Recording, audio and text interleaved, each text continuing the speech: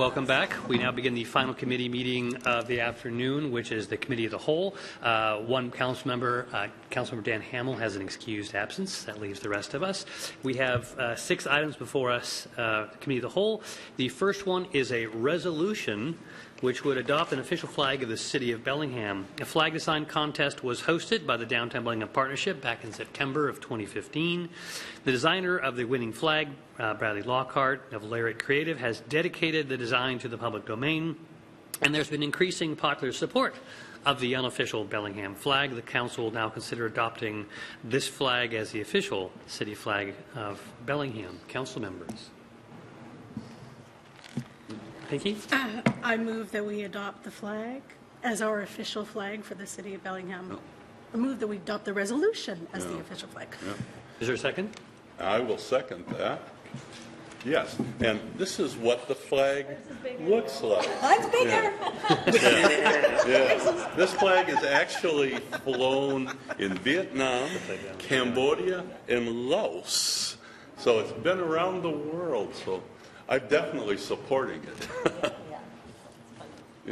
Gene? Early on, I was concerned about this, but you know, this thing, like most things do in this city, is once somebody gets started with something, it spreads. And this is spread. It wouldn't be a fair fight if we had an open contest now. This is going to be the flag, and that's the way it is. Okay. I agree exactly with your sentiments. It has become the de facto flag. That's kind of the way I would like it to be, you know, that it came about that way, you know, and we're just recognizing the fact that we're supporting it. But I also want to make sure, that the resolution was complete, and there was an element that we just mentioned that wasn't included in the resolution. I would like to make an amendment. I move to amend the resolution to add a new whereas, a recital between the second and the third one, which simply says, and whereas the designer has dedicated the flag design to the public domain. Second. Okay. Is there any further discussion of the amendment? Pinky? Oh, not of the amendment, no. Okay. Any further discussion of the amendment? All those in favor of amending and adding a new recital signify by saying aye. Aye. Opposed? Okay. So we have an amended resolution. Any discussion on the amended resolution? Roxanne? I just really want to thank the council for supporting doing great outreach to the tribes and the work that Councilmember Vargas and the group supporting this did. We just have a really great representative flag that's representative of so many different communities within our jurisdiction, so I'm happy to support this. Okay. Anything else? Pinky? I just wanted to note that we will have a ceremony on Flag Day, which is June 14th, and we will raise the new flag, and I'm working with Marie Marchand from our office and with Vanessa from the mayor's office on what kind of ceremony. It won't be huge, but a nice little ceremony for Flag Day. I say that, but I don't know who's going to show up. So maybe it will be huge. Just wanted to add that we will be having a little ceremony on Flag Day to raise the flag. That's exciting. Any further discussion of the resolution adopting this flag design as the official flag of the City of Bellingham? All those in favor of recommending that action tonight? We have to bring it back again tonight, Peter, right? Yeah, so recommending it to ourselves tonight. All those in favor signify by saying aye. Aye. Opposed? Okay, I'll bring that forward as a positive recommendation tonight. Thank you, everyone. We next have a trio of budget-related ordinances. The first one is an ordinance authorizing $23,854,031.15 in reappropriations, and these are for goods and services that were ordered in 2016 but were unpaid at year end when we closed out our accounting books. We have our Finance Director, Mr. Brian Henshaw, here. Brian? Okay, great. Thank you very much. Brian Henshaw, Finance Department. One of the nice things about the biennial budget is that we only have to do reappropriations every other year, which extends out the planning process and also the work plan. So the last time that I came forward with reappropriations was in 2015. One of the mayor's goal with biennial budgets is to set a 2-year work plan with the necessary budget to do that work plan, and then complete that work plan and then move on down the list. So this hopefully will cut down the number of reappropriations. It did this year slightly, but going forward we should have less need to come forward each year with reappropriations during the biennial budget. So last week I emailed a detailed spreadsheet out of all of the requested reappropriations to you. Today I'm here to answer questions and if need be can circle back with all the departments if you have questions that need to be answered before the third and final on May 8th. But otherwise, we can move forward today. As Michael said, they're all related ordinances, but we do need to vote on each one individually. So the first one is on page 59 in your packet. It is all the encumbered goods. These are goods that have either a contract or a purchase order. And as Michael said, the total amount is $23.8 million.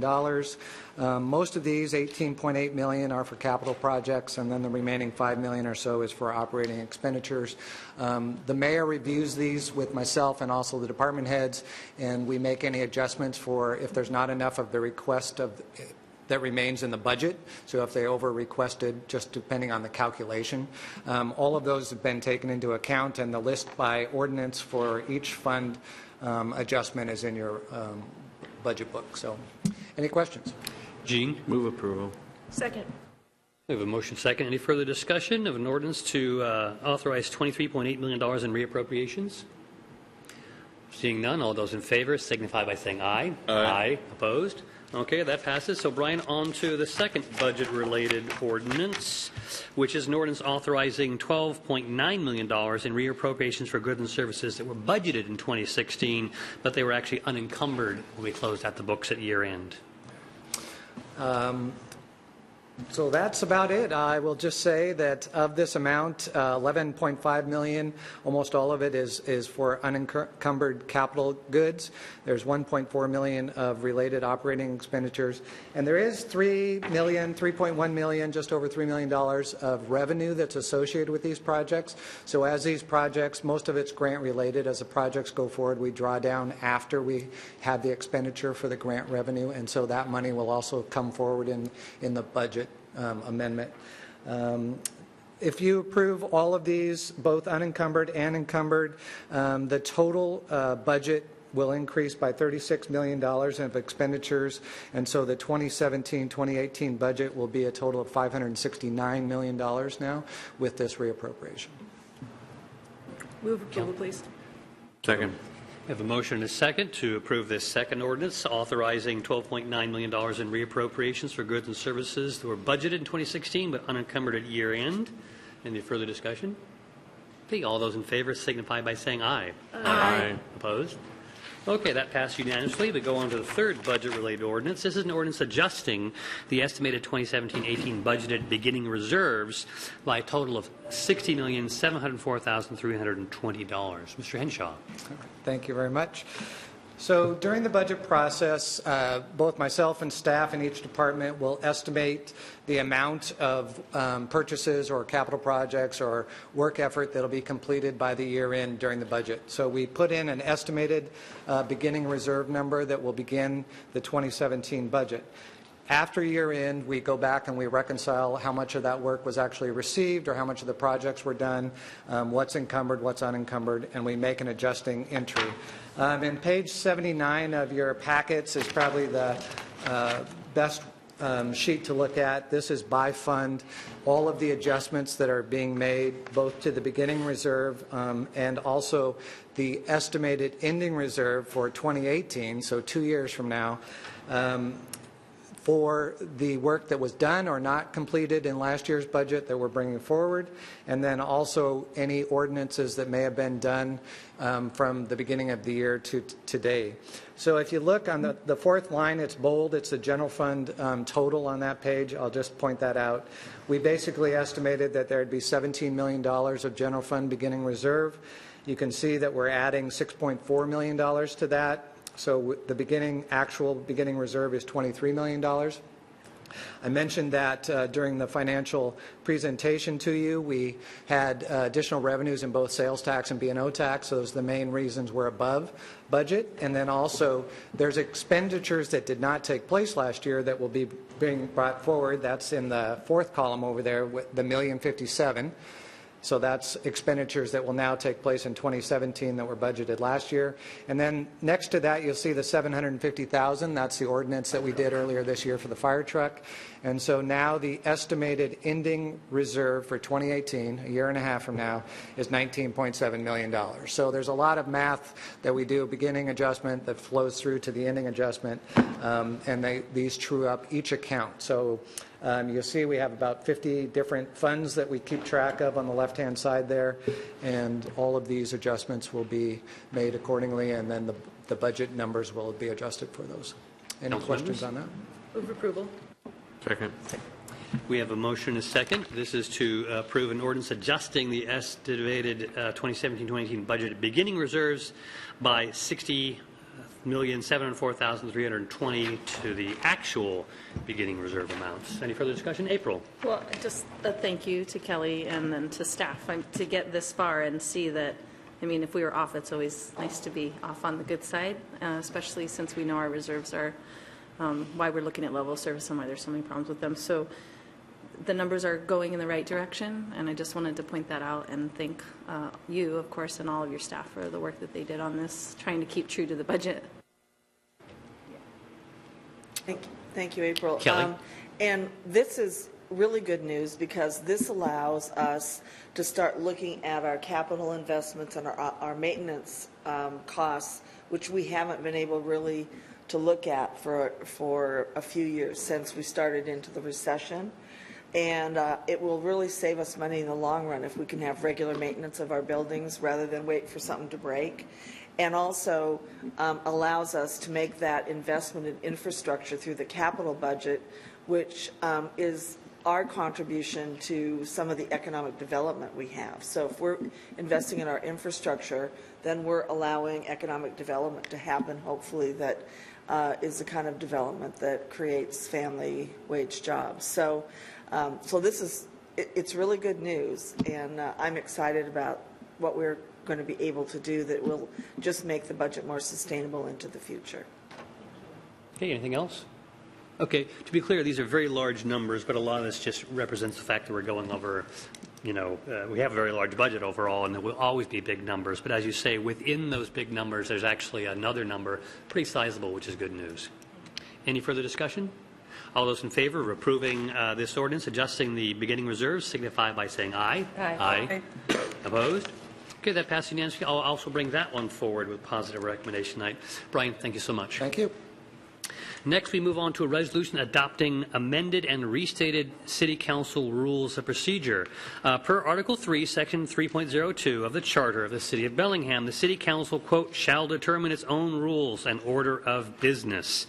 We do this via this resolution. The City Council follows, generally speaking, Robert's Rules of Order, newly revised with modifications to provide the structure for the conduct of our business. The attached amended rules, which are very similar actually to our current rules, includes a section that deals with a new section that deals with large public audiences and revisions to the guidelines for public comment to include public hearings and public participation, and also a new rule on the carrying of signs in the City Council chambers so they won't be disruptive. That resolution was shown to us in draft form 2 weeks ago. It's now in our packet. Council members? Move approval. Second. We have a motion and a second to adopt the rules of procedure. Also, I've talked with Marie in our office. As soon as we approve this new version, if we do approve it, we're also going to make that available as one of the resources we have on our website for knowing more about how the City Council works. Any further discussion? Oh, April. Oh, I just wanted to thank you for your work on this, and it's good that we have in here finally some stuff about signs. We have some issues with the cameras. We have some issues with people being able to see, and it's not that we're saying you can't bring in your signs or banners, but certainly there's new language in here that says you can't obstruct the free flow of pedestrians, the views of others, or the cameras. So, and I don't know if we need to add cameras in there, but that's the view of others. So I think it's important that we have that written down because we did have some public comments. I mean, it was really frustrated. We saw people getting physically upset about it. So excellent that that's Right. kind of captured. One of the signs was accidentally put in front of the camera. It comes up once a year or less, but it's good to have rules in place when it does come up. Any further discussion? Seeing none, all is in favor of adopting the resolution, which will amend and restate our City Council Rules of Procedure, signify by saying aye. Aye. Opposed? Okay, I'll bring that forward with a positive recommendation tonight. Also, we're now on, I believe, to our final item this afternoon, which is a presentation of the Western Washington University Institute for Energy Studies. Western's Institute for Energy Studies was founded in 2012 and is one of the largest and most ambitious programs of its kind in the nation. The Institute integrates rigorous educational programs, applied research, and community service all together to meet the growing demand for interdisciplinary education relating to the production, use, and conservation of energy. The Institute's director is here today, Dr. Joel Switcher, and he will present an overview of the Institute's academic mission and its growing role in the community. So I guess I just want to say that, first of all, the city is committed to energy efficiency and reducing our greenhouse gas consumption, and part of that was the Georgetown Energy Prize, and the Energy Institute was one of our partners in that effort. And I want to thank Mr. Swisher and Western and the Institute for that participation. Dr. Swisher, would you like to begin? Sure. Thank you. Thanks for the invitation, Mark, and thanks to all of you on the council. You almost stole my thunder there, Michael. Actually, that was a really nice summary. Someone very astute must have written that. So the Institute for Energy Studies is all those things that Michael just described. I guess the one word I would probably quibble with is I don't know that we're all that large, but we certainly are ambitious. This slide just shows kind of a summary of the academic programs that are now in place. I'll come back to describing those a little bit in more detail at the end of my presentation.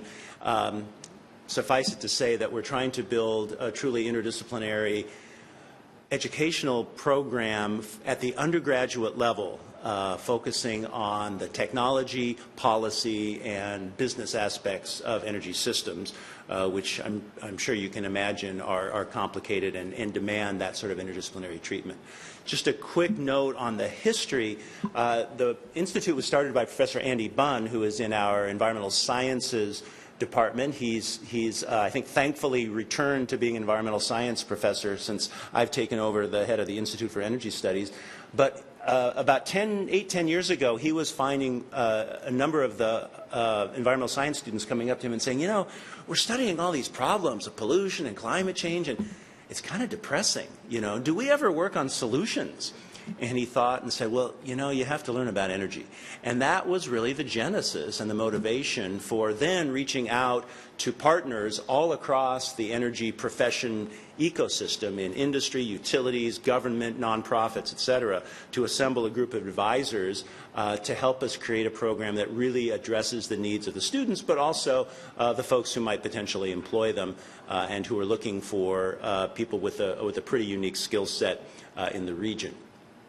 So our objectives at Western, with the Institute for Energy Studies in particular, are really to address some of these big transformational problems that we face today of energy access, environmental impact, climate change, and the need for an energy transition to more sustainable sources and uses. At the same time, though, we're trying to support the clean energy economy and the workforce and entrepreneurial class within that economy, and doing so in a way that builds on and leverages the core values of Western, which is a comprehensive university. We're not a PhD granting research university like a couple others in the state. And we have, as a result, a unique culture.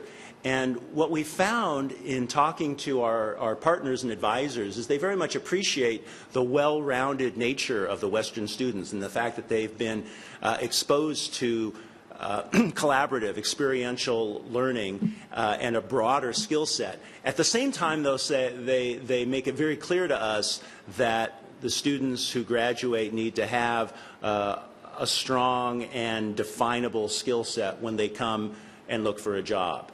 And I found that. I used to run a nonprofit called Rocky Mountain Institute, which is rather prominent in the energy space. And I found that I interviewed a lot of interdisciplinary graduates and never hired them. I tended to go and hire the hard science or engineering graduate because they were the ones who could convince me they could help me on day one.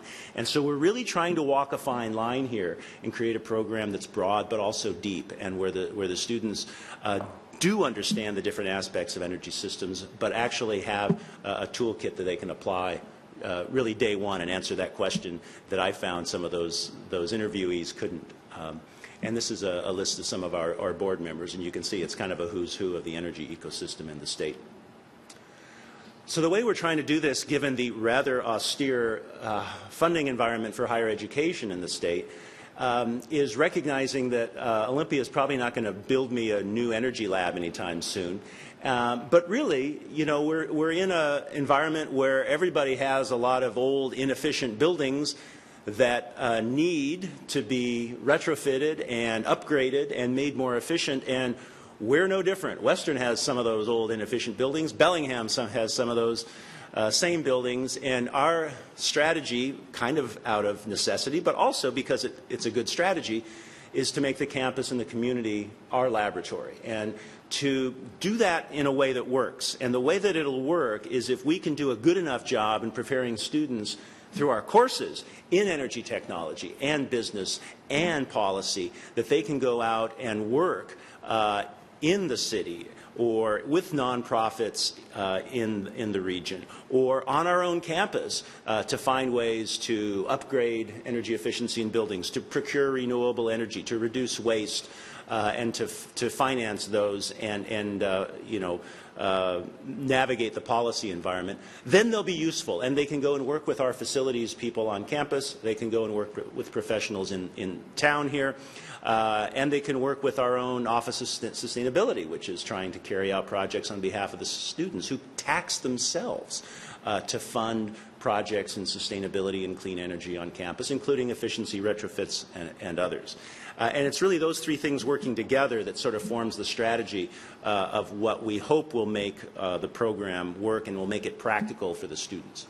Working in the community, we have a few things that we've begun, I would say, at a very initial stage. We have a couple of initiatives going on with students looking into opportunities and trying to overcome barriers for improving energy efficiency in rental housing, which is one of the really tough nuts to crack in the efficiency world, and we're working on that.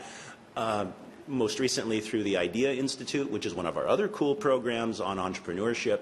They have an energy entrepreneurship fellow looking at that. We've also been, as you pointed out, active with the city and with Mark's office in particular on the Georgetown Energy Prize. More recently, we've been starting to talk about trying to pull together a partnership to create some kind of an energy information center or innovation hub. We've talked to our friends at the utilities, as well as some of the other members of the profession, I would say, here in town, and that's a work in progress. Our viewpoint on it is if we can have students who are, again, sufficiently up to speed in their skill set, they can be resources, maybe potentially staff such a center, should we be able to get it up and running. And maybe we can use it as a lab space, you know, if we're demonstrating ductless heat pumps and condensing furnaces and so forth, well, maybe we put some sensors on those and use them for our academic enterprise as well. That's all, you know, to be decided, but some of the thinking that's been involved. The curriculum as it stands today, we have a couple of minors, which were already started a few years ago. We have an energy policy minor. We have an energy science minor. We have a full Bachelor of Arts degree in energy policy and management. That's a BA, emphasizing obviously policy, but also business skills, but has some technical and science content. We have an energy track in our also new electrical engineering major, so we're training power engineers. Power engineering is a topic that pretty much went out of style for about 30 years in the electrical engineering aspects of academia because IT was so hot and sexy and snapping up every graduate that you could produce, but we actually have to make and use electricity. And oh, by the way, we're doing it with a lot of IT now, so sure enough, power engineering is back. Western is involved in it, and our graduates are, it's a very popular program already. We also have a new, it says here it's in the works, but we have a new fully approved energy concentration in our also new and popular business and sustainability major that was originally designed with Huxley College of the Environment, now has an energy track. That's very similar to our BA degree, but it's more of a, it has business in the title, and what we're finding is that some parents really want their kid to get a business degree. Others don't want their students to get a business degree because they recognize there's probably 5 million other students graduating this year with a business degree, and so having the energy name on it makes more sense, so we can give them either choice. We don't yet have a Bachelor of Science degree. We're seeking the resources to get that. Seeking resources is not an easy thing to do right now in higher ed in the state, but we have a fallback plan for students who are interested in a BS degree in energy science, which is to do a self-designed major, which is possible, and we kind of have a second best approach, but at least one option there as we work on trying to develop a really, what I think would be a very appropriate Bachelor of Science degree in energy science and technology. We work with the two-year colleges around the region, thinking that that's an important source of more diverse students. In particular, we have a collaboration with the Bellingham Technical College to design a transfer degree where their students would have kind of the option of being sufficiently prepared to go into the workforce, but if they choose, they could transfer to Western and join our program with many of the prerequisite courses under their belts, so they wouldn't have to take a lot of extra quarters to graduate. And we've kind of had to rearrange some of the choices in advising to make that work, but that's happening. We hope to extend that to some of the other schools like Whatcom and Shoreline along the way as well. We have some specific programs like our Women in Energy Mentoring Network, where we work with some of the local professionals, some of our utility friends, some other engineering and finance firms to provide mentors for our female students, give them some of the lessons learned about the glass ceiling and that whole process. It's becoming more and more popular. We also have some scholarships specifically for some of our female students interested in the energy program. I mentioned our campus as a lab strategy. We also have regular labs. This is a picture from the chemistry lab of Professor Dave Patrick, who's over on the right-hand side there, beaming proudly. He's been the team leader for a group of students from chemistry, engineering, business, and environmental science that has been developing this prototype of a transparent photovoltaic solar window. So it's kind of a blending of two advanced technologies, and they've won several prizes for the prototype and their business plans as they advance it. Here's a picture when the group was presenting it to Senator Cantwell when she visited campus last year. So that's just kind of a quick rundown on the things we're trying to do and the ways in which we at least aspire. I don't know that we've realized too much, but we're aspiring to work closely with the city, both in terms of the city government, but also the energy profession across the city and some of the excellent companies and nonprofit organizations that are here. One of the other things that we've done recently is contracted to buy 100% of our electricity supply from a dedicated new wind farm development in the state through Puget Sound Energy. And it's not like a green tariff kind of mass market thing where you sign up for an existing resource. Rather, it's a subscription where when enough customers have joined PSE, will then be able to finance a new wind farm dedicated to that project. And so from our standpoint, it's a clearly additional resource. And I just mentioned that because I've been talking with some folks in the city that potentially that would be something that the city would be interested in. I'm not advocating for or against it, but I can explain to you all what we thought about and some of the discussions that we had with our administration, with our students, with our facilities folks, thinking through whether that made sense under the conditions for Western. We decided it did, and I'd be happy to talk about that as well. But we're trying to practice what we preach, as you can well imagine. That seemed like a useful step.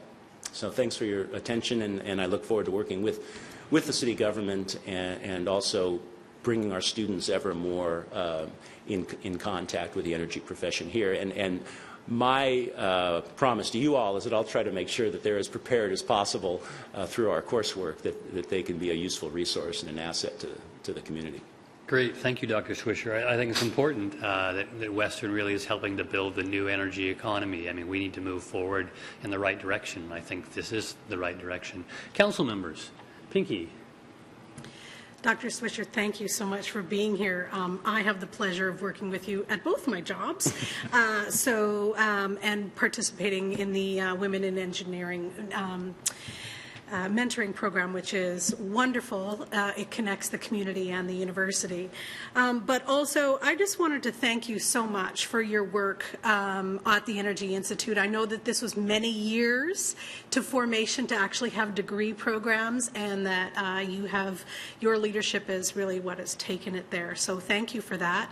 And also, we could not have done the Bellingham Energy Prize without your support. And for those of you who may or may not be aware, the Energy Institute gave us an intern, a few of them over the last 3 years, to help Mark with the Bellingham Energy Prize, and they did an extraordinary amount of work. Your students were very dedicated, and the fact that they could have real life examples to see how things actually work when you're reducing energy in the world is a lot different than it is studying it out of a book. So I think that is an excellent example of what real good partnerships look like. So thank you for that opportunity and for supporting our endeavors in that and making it a true partnership. So thank you.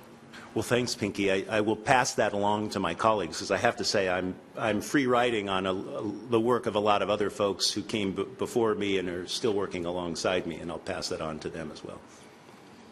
April? Well, I wanted to thank you especially for not only the work that you've been doing, but for the group. How do you want us to say the acronym? Is it meant to say why men? Is it a pun? Oh, I like why men because I think you should change it to why men. Why not? I don't know.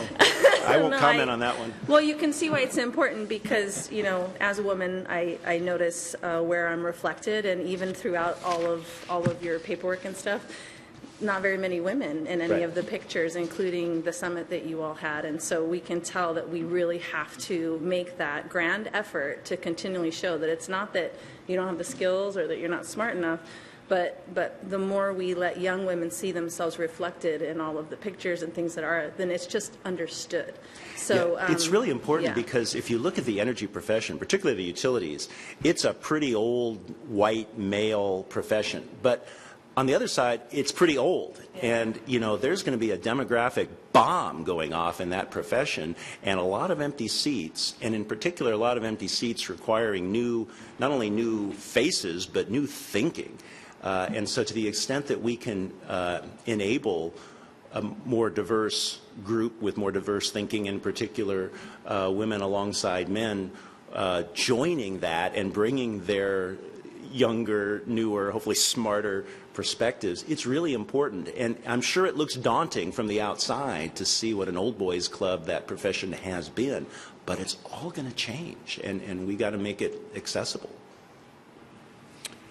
April? I just had one more suggestion, too, for your project rent. The Northwest Clean Air Agency, recently had the gentleman retire, I can't remember his name, but he was pretty amazing. He would come and give people understanding of why you have mold and what those things are. Oh. And what he said so many times is he would get reports from students and other renters that are like, there's something wrong with my rental, the landlord is not taking care of it, there's mold everywhere. And almost every single time he had to explain to them that you're trying to save on electricity, but you're actually killing yourself. Because you're creating this moldy environment because you're not allowing for ventilation and those things. So it would be a unique, I don't know if you already do partner up, but it'd be a great opportunity to be able to also educate on healthy environment for yourself and why you need to have that kind of that airflow, those things happening, even though it won't actually increase your heat bill. If you open up your window while you're vacuuming or something, it will actually improve. So just didn't know if you had already made those connections, but it's a great opportunity to outreach. Great. Will do. Kelly?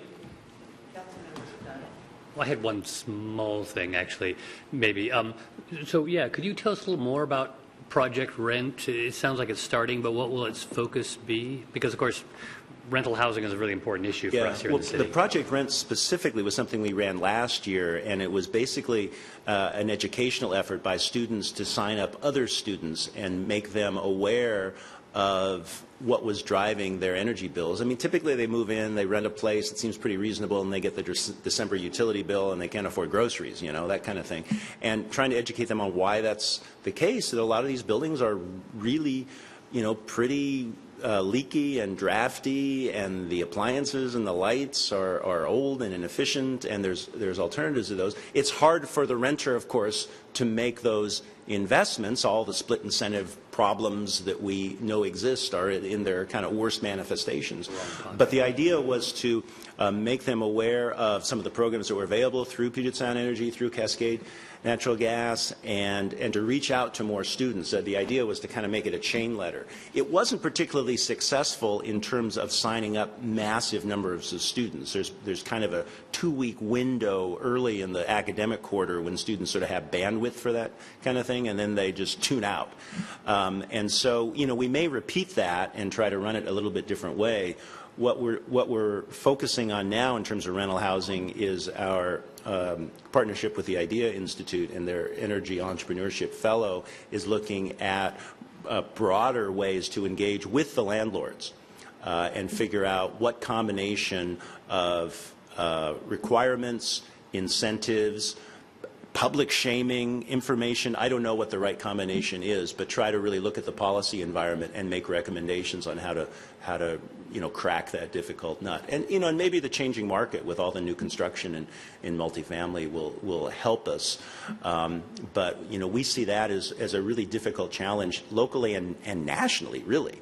It's not like there's an easy answer, but we're trying to address that. And we may bring back the Project Rent to find a way to involve students more actively again as we develop the program. But Okay. right Thanks, now Dr. we're still Swisher. kind of in the research stage. Yeah. Kelly? Just a compliment. I noticed the matriculation between the technical college and your program. That's so important, and that wasn't happening before that much. And to actually give people a chance to go get a job, but be able to go to get a degree, upper level degree too, is you're to be complimented for doing that. So. It's surprising to me how much work that is in terms of the bureaucracies on both sides and getting it all to work.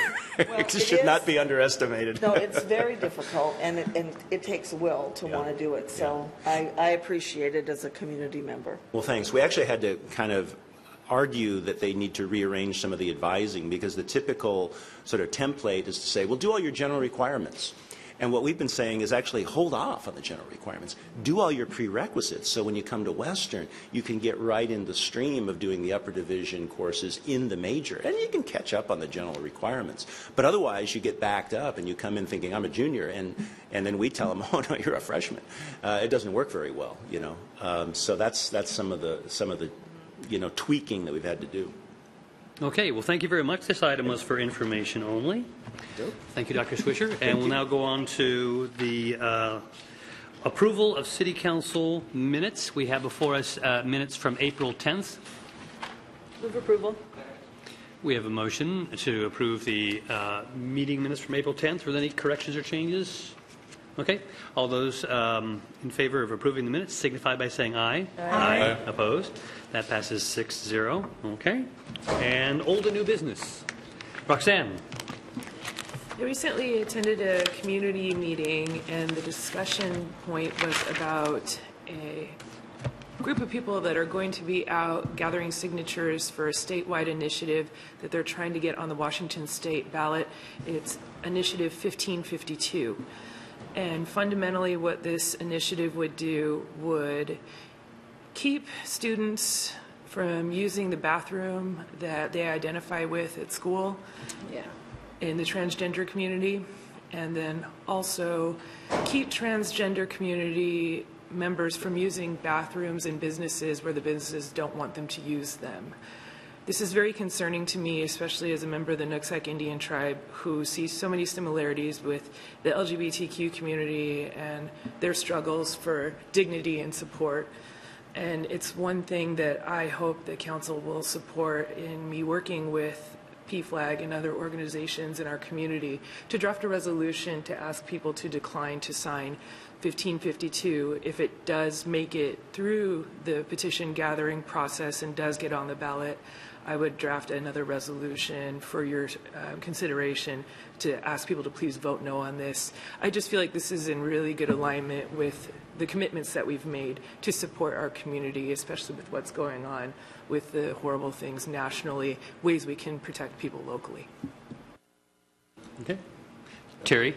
Yeah, just want to mention Saturday I was at the March for Science march here, and I just want to commend the citizens of Bellingham. As a conservative estimate by the police department was over 2,000 people, and people behaved themselves.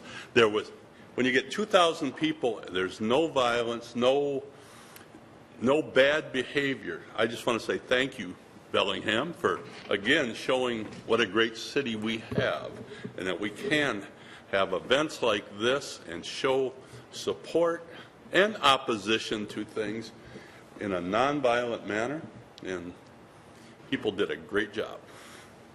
Hooray for science and democracy. April? Okay, so I have two. I'll start with one and then see if you want to come back. I was wondering, Kelly, I haven't had a chance to meet with you. There's been a lot going on, but as we've seen, there's been a lot of talk around rental rights, rental discrimination, income discrimination, and recently being the liaison to Opportunity Council and then also working a lot with Western, connecting up Galen, who's working with that, with Greg to see if they can't make sure that they're.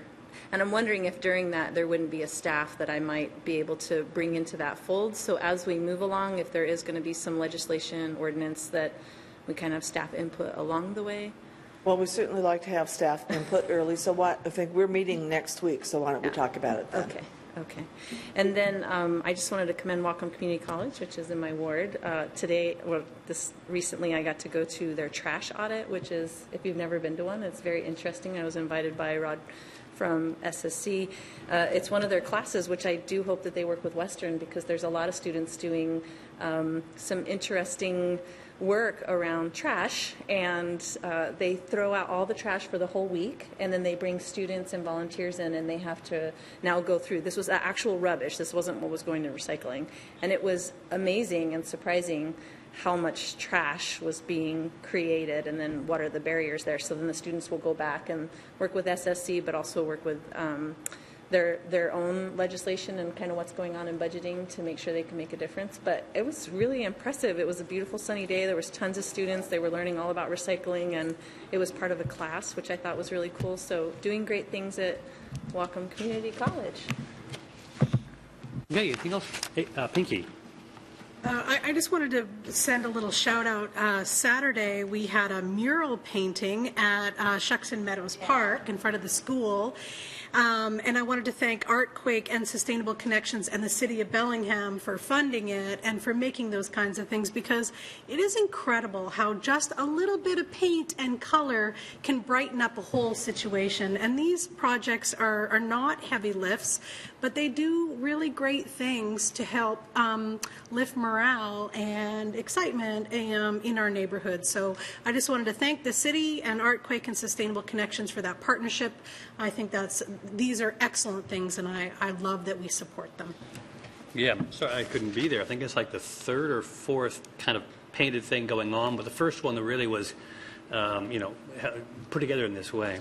I have two items City Council related. One is just a reminder to the public that the City Council now has new offices in the second floor here in City Hall. We're down the hall from the mayor's office rather than sharing office space with the mayor.